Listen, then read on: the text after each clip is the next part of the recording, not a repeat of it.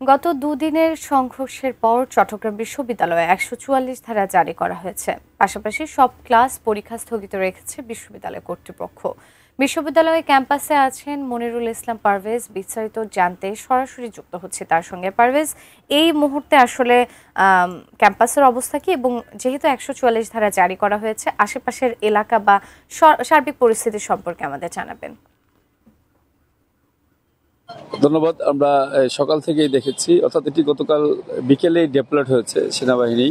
আমরা তারপর পরে দেখতে পেয়েছি পরিস্থিতি মোটামুটি নিয়ন্ত্রণে নিয়ে আসা হচ্ছে, অর্থাৎ যে সংঘর্ষটির সূত্রপাত হয়েছিল তারও একদিন আগে। এরপরে গতকাল ১২টা থেকে ৪টা পর্যন্ত প্রচুর পক্ষে বিপক্ষে ইট পাটকেল, এরপরে ধারালো অস্ত্র দিয়ে একে অপরকে আঘাত করার চেষ্টা, সবকিছুই হয়েছে।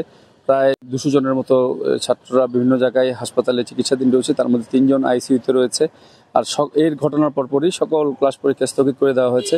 বিশ্ববিদ্যালয় প্রশাসন অবশ্য জানিয়েছে যে আপাতত পরিস্থিতি নিয়ন্ত্রণে না আসা পর্যন্ত এই ক্লাস পরীক্ষা এবং ক্লাস সবকিছুই স্থগিত ঘোষণা করেছে চবি প্রশাসন।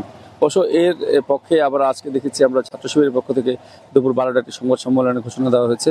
আর এছাড়া এখনকার যে পরিস্থিতি, যে সব কিছু আসলে খুব সুষার নীরবতাই এখানে অবস্থান করছে এবং সেনা টহলগুলো অব্যাহত রয়েছে। কিছুক্ষণ আগে আমরা দেখেছি এই যে জোবরা এলাকা, অর্থাৎ এই জোবরা এলাকাটির একটি পরিচিত, এটা সারা বাংলাদেশের মানুষ জানে যে বর্তমান সরকার যে ডাক্তার ইউনূস, উনি এই জোবরা এলাকাতে যে ওনার যে রিচার্জ গ্রামীণ ব্যাংকের এটি করে উনি যে নোবেল মেডেল পেয়েছিলেন, সেই জোবরা এলাকার সাথেই কিন্তু ছাত্র শিবিরের এই অর্থাৎ ছাত্রদের যে সংঘর্ষ সেটি কিন্তু গত দুদিন ধরে চলছিল। আর এই ঘটনাটি যাতে আর না ঘটে সেই জন্য আসলে দুনো পক্ষ থেকে আমরা দেখেছি যে এটা আলাপ আলোচনা চলছে।